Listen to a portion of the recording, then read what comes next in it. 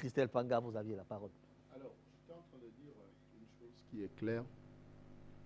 Quand vous regardez le processus, quand vous regardez tout ce qui est en train de se passer, tout ce qui est en train d'être concocté avec cette histoire de M. Nicolas Sarkozy, vous allez retrouver que M. Nicolas Sarkozy ne peut pas être l'acteur principal ou bien la transaction ne peut pas être faite directement parce que il faut d'abord comprendre qu'il était un candidat à l'élection présidentielle et puis il est devenu un chef d'État. Ça veut dire quoi? Ça veut dire qu'un chef bandit marche toujours avec ses bandits.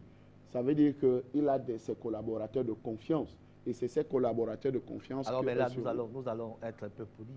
On ne va pas appeler chef bandit M. Nicolas Sarkozy, c'est quand même un chef d'État. Qu'est-ce qu'il a fait? Il a géré. Disons, peut-être que... Mais M. Raoul Pépin Benam, qu'est-ce que M. Nicolas Sarkozy, qu'est-ce qu'il a fait en Libye? Il a volé. Il a volé l'argent des Libyens. Il a volé l'argent des Africains. Mais écoutez, si on le poursuit, c'est vous-même qui avez dit ici aujourd'hui qu'il a quand même fait 36 heures de garde à vue. Un ancien chef d'État. Ça veut dire qu'il y a quand même eu des petites avancées, malgré que c'est dans le domaine de la France, parce que c'est des petits règlements de compte entre eux, les Français, des hommes politiques français, de la classe politique française. Mais nous, les Africains, nous sommes tellement victimes de ce monsieur. C'est un monsieur, normalement, qui ne devait plus mettre son pied en Afrique.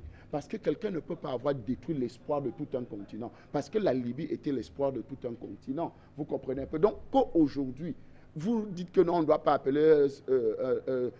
si vous avez l'habitude de regarder les guignols, vous comprenez, vous verrez comment on dessine M. Nicolas Sarkozy là-bas. C'est l'un des principaux guignols.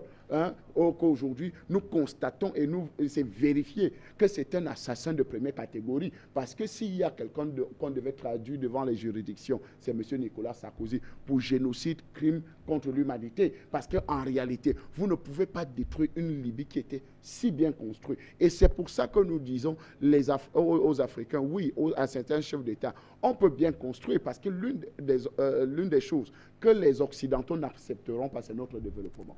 Ils n'accepteront jamais le développement. La preuve en est, j'ai suivi un Ivoirien ici sur ce plateau qui a dit la première des choses que les snipers français ou bien les hélicoptères français ont fait, c'était de bombarder les industries qui étaient en Côte d'Ivoire que le président Laurent Gbagbo avait construit. Les industries avaient quoi y voir avec la politique.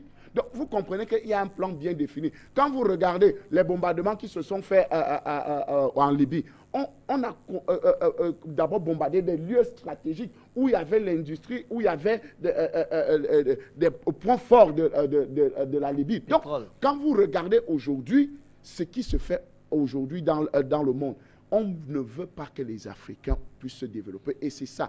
Et l'une des choses, détruire d'abord le moral des Africains, en dehors de détruire leur santé, parce que quand vous regardez la destruction du système de santé des Africains, avec des vaccins assassins qui n'ont rien à voir pour sauver nos vies, parce que quand vous allez retrouver qu'on dit que non, on nous envoie des vaccins alors que c'est des vaccins. Et d'ailleurs, M. Yimka l'a bien expliqué tout à l'heure, l'OMC fait partie, l'Organisation mondiale du commerce, et fait partie de la stratégie mondiale pour coloniser davantage l'Afrique.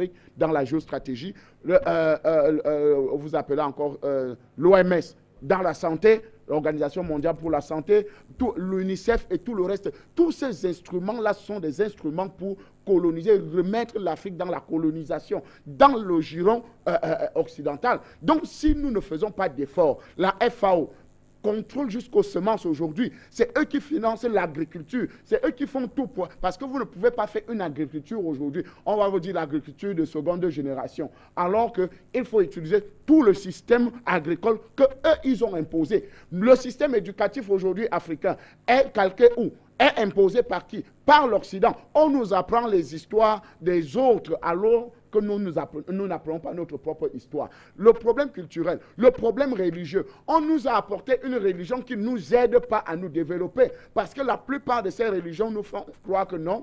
En réalité, le blanc reste, parce que même le Jésus qu'il parle, le Jésus est toujours blanc. Tous les prophètes sont blancs. Tout ce qui est biblique est toujours blanc. Alors qu'il y a des histoires, même dans la parole de Dieu. Ne sortons pas. Je suis en train d'expliquer. Ne sortons pas de ces cadres, s'il vous plaît. Je reviens, monsieur je reviens à vous. Je voudrais qu'on se focalise sur la thématique de ce matin, sinon on ira dans tous les sens et on sera se retrouver en train de ne rien laisser à nos téléspectateurs qui nous suivent ce matin. Je voudrais m'interroger sur